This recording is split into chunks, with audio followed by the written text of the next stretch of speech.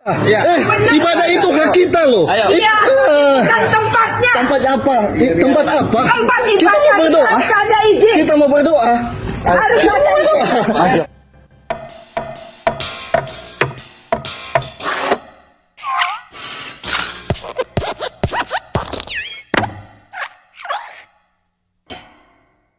Shalom saudaraku, di Parepare ada sekolah di demo dan ditolak. Di Bekasi baru-baru ini juga ada orang Kristen mau buat ibadah doa di rumahnya, malah dilarang oleh ibu-ibu berjilbab yang nggak mau kejang-kejang kepada pemilik rumah. Sebelum kita simak videonya, terlebih dahulu saya ingin mengucapkan terima kasih yang sebesar-besarnya buat saudara yang sudah support untuk pembangunan ruang kerja Risans Channel dalam mengabarkan Injil di sosial media. Kiranya Tuhan Yesus yang membalas kebaikan saudara semua, dan bagi saudara-saudara yang terbeban untuk ikut berdonasi, info lebih lengkap ada di kolom deskripsi. Sekarang mari kita simak videonya. Udah nggak boleh. Nggak boleh apa? Orang mau beribadah itu nggak pakai izin ibu.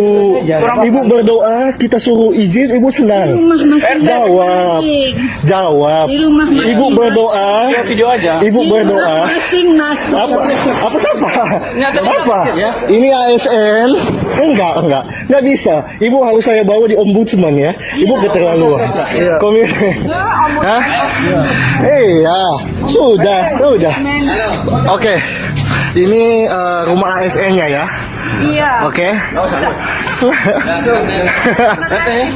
Kata apa sih Pak? Kami diam, ibu, istri kami diam, istri ibu, istri bapak ya, istri bapak yang ganggu kami, jangan marah ya, ya.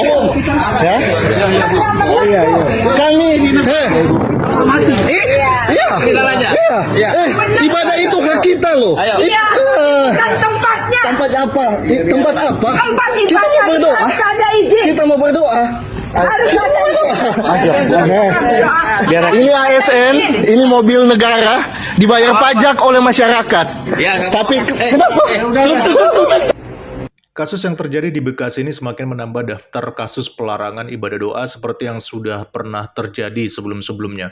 Ini membuktikan bahwa meskipun sudah berulang-ulang terjadi dan diproses, tetapi sepertinya masih banyak SDM di negara ini yang belum memahami sepenuhnya aturan pemerintah mengenai hak warga beragama di dalam beribadah. Sehingga akhirnya hal ini pun mendapatkan perhatian dari seorang Abu Janda untuk memberikan penjelasan seperti dalam video berikut ini. Ibadah itu hak kita loh. Ayo. Iya, kan tempatnya. Tempat ibadah itu harus ada izin. Terima kasih Pak Wali Kota Bekasi, Bapak Gani Muhammad telah gercep memberikan atensi pada kasus intoleransi oleh oknum ASN di Perumnas 2 Bekasi. Karena Pak Wali sudah berjanji investigasi duduk masalahnya, izinkan saya jelaskan legal standingnya dulu dari aturan SKB 2 Menteri. Dalam SKB 2 Menteri, pasal 1 butir 3 tertulis, yang perlu izin itu mendirikan rumah ibadat atau gereja dengan kata kecuali tempat ibadat keluarga atau rumah pribadi. Artinya, ibadah di rumah pribadi tidak perlu izin. Seperti Muslim sholat di rumah, begitu juga umat Kristen berdoa di rumah, keduanya tidak perlu izin siapapun. Dan tidak ada siapapun yang berhak melarang, mau itu Pak RT, Pak RW, Pak Lurah, camat sekalipun, karena hak kebebasan ibadah dilindungi undang-undang. Jadi, narasi rumah pribadi tidak boleh dipakai ibadah, ini adalah sesat, menyesatkan.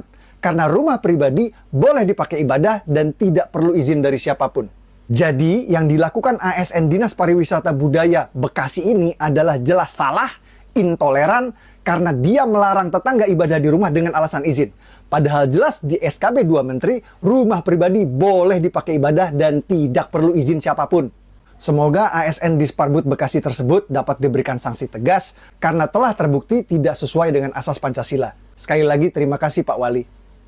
Sayang sekali ya teman-teman, padahal ibu yang melarang tetangganya beribadah di rumah sendiri ini merupakan seorang ASN yang bekerja di Dinas Pariwisata dan Kebudayaan Bekasi. Tetapi meskipun dia adalah seorang ASN, kok bisa dia sendiri tidak tahu perbedaan mengenai izin mendirikan rumah ibadah dengan ibadah di rumah sendiri? Ada apa sebenarnya dengan orang-orang ini? Alhasil karena ibu-ibu berjilbab ini dianggap sudah bertindak intoleran, akun Instagram Dinas Pariwisata dan Kebudayaan Bekasi pun digeruduk netizen dan meminta agar ibu berjilbab ini diproses bahkan diberhentikan secara tidak hormat. Sebelumnya, lewat akun Instagram Dinas Pariwisata dan Kebudayaan Bekasi sendiri, mereka sudah memberikan klarifikasi dengan mengatakan, mohon izin menjawab, Terima kasih atas semua informasi serta aduan-aduan yang masuk ke IG kami, akan kami proses dan tindak lanjuti. Sesuai ketentuan kami akan mendengarkan serta menyelesaikan masalah dari kedua pihak yang terkait dalam hal tersebut secepatnya. Dan mohon maaf kami sampaikan. Kemudian netizen pun rame-rame membalas komentar ini. Berani nggak kalian memecat secara tidak hormat? Saya tanya ya, berani kagak? Awas aja kalau prosesnya dilama-lamain atau tunggu hilang beritanya tertiup angin. ASN Anda yang viral itu tidak berakhlak, cerminan kota Bekasi kah? Budaya Indonesia itu beraneka ragam, ASN-mu lebih mencintai budaya Arab, tolong dipecat. Karena nggak pantas sekali seorang ASN yang bergaji dari uang rakyat nggak hanya dari agama Islam aja ya. Terima kasih sudah menanggapi, kami berharap ini ditanggapi dengan serius karena orang yang memangku jabatan kabid saja otaknya masih intoleran. Waduh, ternyata jabatannya kabid ibu ini teman-teman ya. Tapi kok bisa ya dia punya otak intoleran seperti itu? Sebenarnya masih banyak lagi komentar-komentar pedas dari netizen terhadap kejadian ini yang mereka lampiaskan di Instagram Dinas Pariwisata dan Kebudayaan Bekasi. Jadi untuk sekarang ya, mari kita lihat aja ya, sejauh apa kasus ini diproses atau jangan-jangan karena pelakunya merupakan mayoritas, akhirnya kasusnya hilang dan dianggap remeh seperti yang sudah-sudah. Jujur ya, sebagai umat yang sering dirugikan dengan kejadian ini, sebenarnya kita ini memaafkan sih memaafkan. Tetapi di sisi yang lain, hal ini harus tetap diproses secara hukum kalau bangsa ini mau selamat dan kehidupannya menjadi lebih baik. Tetapi jika kembali lagi kasus-kasus seperti ini akhirnya lolos dari jeratan hukum, ya apa boleh buat. Sepertinya pemerintah memang tidak serius menanggapi intoleran yang dilakukan oleh mayoritas. Salam kritis, Tuhan Yesus memberkati. Salam. Mengenai kebebasan beribadah dan kebebasan beragama. Ini hati-hati. Ini yang beragama Kristen, Katolik, Hindu, Konghucu, hati-hati. Ini memiliki hak yang sama dalam beribadah. Memiliki hak yang sama dalam kebebasan beragama dan beribadah. Hati-hati, beragama dan beribadah itu dijamin oleh konstitusi kita. Dijamin oleh Undang-Undang Dasar 1945, Pasal 29 ayat 2. Sekali lagi, dijamin oleh konstitusi. Ini harus ngerti. Dandim, Kapolres, Kapolda, Pangdam harus ngerti ini. Kejari, Kejati. Jangan sampai yang namanya konstitusi itu kalah oleh kesepakatan. Konstitusi tidak boleh kalah dengan kesepakatan. Ada rapat, FKUB misalnya, ini misalnya, sepakat tidak memperbolehkan membangun tempat ibadah. Hati-hati loh, konstitusi kita hati-hati loh, menjamin itu.